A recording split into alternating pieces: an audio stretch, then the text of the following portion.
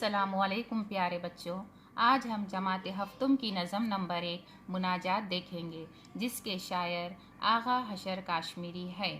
سب سے پہلے ہم پہلی بات اور جان پہچان دیکھیں گے۔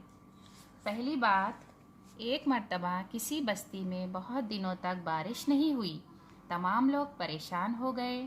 کسان فکر مند تھے کہ بارش نہ ہوئی تو کھیتوں میں فصل نہ ہوگی اور فاقوں کی نوبت آ جائے گی۔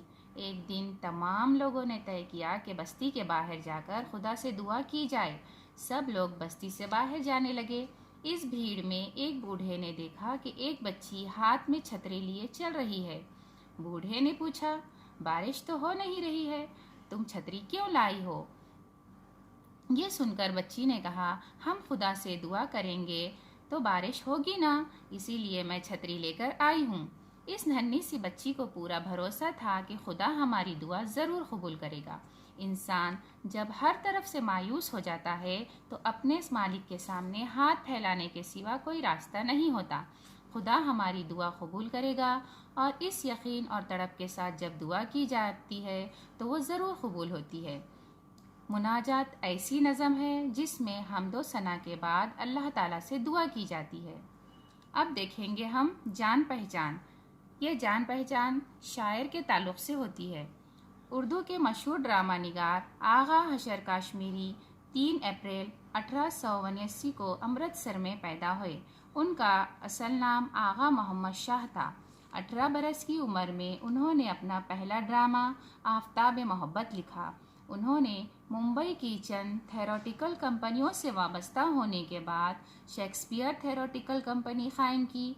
آغا حشر کاشمیری نے کئی ڈرامے قلمبند کیے جن میں یہودی کی لڑکی، رستم و سہراب، سعید ہوس، ترکی حور اور خواب ہستی قابل ذکر ہیں۔ آغا حشر کاشمیری شاعر بھی تھے۔ اپنے ڈراموں میں انہوں نے بہت سے گیت اور نظمیں بھی شامل کی ہیں۔ بچوں، اب ہم اشعار پڑھیں گے اور اس کی تشریح کرتے جائیں گے۔ آپ سب بغور سماعت فرمائیں اور جو مشکل الفاظ دوران تدریس بتائے جائیں گے اسے اپنی بیاض میں نوٹ کریں۔ آہ جاتی ہے فلک پر رحم لانے کے لیے، بادلوں ہٹ جاؤ دے دو راہ جانے کے لیے۔ آہ یعنی دل سے نکلی ہوئی بات، فلک یعنی آسمان۔ یہاں پر شاعر کہہ رہا ہے کہ جو بات دل سے نکلتی ہے وہ آسمان تک جاتی ہے، اس لیے بادلوں ہٹ جاؤ اور اسے جانے کے لیے راہ دے دو۔ اے دعا ہاں عرض کر عرش الہی تھام کے، اے خدا اب پھیر دے رخ گردش ایام کے۔ عرش الہی یعنی خدا کا تخت، گردش ایام برے دن۔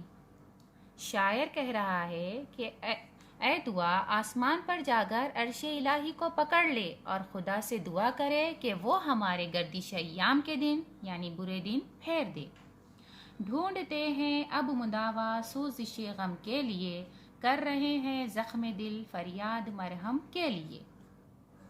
مداوا یعنی علاج، سوزش غم جلن یا تکلیف۔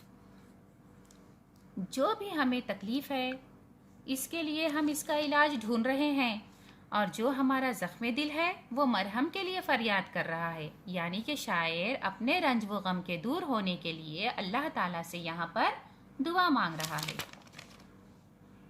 صلح تھی کل جن سے اب وہ برسر پیکار ہیں، وقت اور تقدیر دونوں در پہ آزاد ہے۔ یہاں پر برسر پیکار یعنی لڑائی پر آمادہ، در پہ آزاد تکلیف پہنچانے پر آمادہ۔ کل تک جو ہمارے دوست تھے، خیر خواہ تھے، آج وہ ہمارے دشمن بن گئے ہیں اور وقت اور تقدیر دونوں ان کے ہاتھوں مجبور ہو کر رہ گئے ہیں۔ رحم کر اپنے نہ آئینے کرم کو بھول جا، ہم تجھے بھولے ہیں لیکن تو نہ ہم کو بھول جا۔ آئینے کرم یعنی اللہ کا کرم۔ یہاں پر شاعر نے بہت ہی بہترین انداز میں ایک بات کہی ہے کہ اللہ تعالیٰ کی ایک صفت ہوتی ہے، وہ رحم کرتا ہے، کرم کرتا ہے۔ کہتے ہیں نا ہم کہ تو رحیم ہے، کریم ہے، اس طرح سے۔ اس لیے شاعر یہاں پر اللہ کو واسطہ دے کر کہہ رہا ہے، دعا مانگ رہا ہے کہ اے اللہ تو ہماری خطاؤں کو معاف کر دے اور ہم پر رحم فرما. ہم تجھے بھولے ہیں لیکن تو ہمیں مت بھول. ایک نظر ہو جائے آقا اب ہمارے حال پر، ڈال دے پردے ہماری شامت اعمال پر. شامت اعمال یعنی برے کاموں کو معاف کر دینا. یہاں پر شاعر کہہ رہا ہے کہ اے اللہ ہمارے گناہوں کو تو بخش دے، ہمارے حال پر نظر کر دے اور ہماری تو مدد کر دے. خلق کے راندے ہوئے ہیں، دنیا کے ٹھکرائے ہوئے، آئے ہیں تیرے در پر ہاتھ پھیلائے ہوئے. شاعر کہہ رہا ہے کہ ہم دنیا کے ٹھکرائے ہوئے ہیں، خلق یعنی انسانوں کی مخلوق کے ہاتھوں مجبور ہوئے ہیں، ہم تیرے در پر ہاتھ پھیلائے ہوئے ہیں اور تجھ سے معافی چاہتے ہیں. خواہ ہے بدکار ہے ڈوبے ہوئے ذلت میں ہے، کچھ بھی ہے لیکن تیرے محبوب صلی اللہ علیہ وسلم کی امت میں ہے. یہاں پر شاعر کہہ رہا ہے کہ ہم خوار ہیں، بدکار ہیں، برے ہیں، ذلت میں ڈوبے ہوئے ہیں، لیکن پھر بھی تیرے محبوب صلی اللہ علیہ وسلم کی امت میں ہے. بس اس واسطے سے تو ہماری دعاؤں کو قبول کر دے. حق پرستوں کی اگر کی تو نے دل جوئی نہیں، تانا دیں گے کہ بت کے مسلم کا خدا کوئی نہیں. یہاں پر دل جوئی یعنی تسلی دینا. یہاں پر شاعر کہہ رہا ہے کہ اے خدا تو نے ہماری خطاؤں کو، ہماری دعاؤں کو قبول نہیں کیا تو ہماری مصیبتوں کو ختم نہیں کیا تو ہمیں تانا دیں گے بت کے لوگ.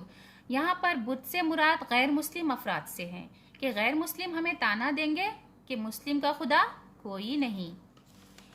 پیارے بچوں یہاں پر ہماری جو نظم ہے مناجات ختم ہوتی ہے. آپ گھر پر اس کی اچھی طرح سے بلند خوانی کیجیے اور مشکل الفاظ کو اپنی بیاض میں لکھیے. آج کے لیے اتنا کافی ہے بچوں. اللہ حافظ.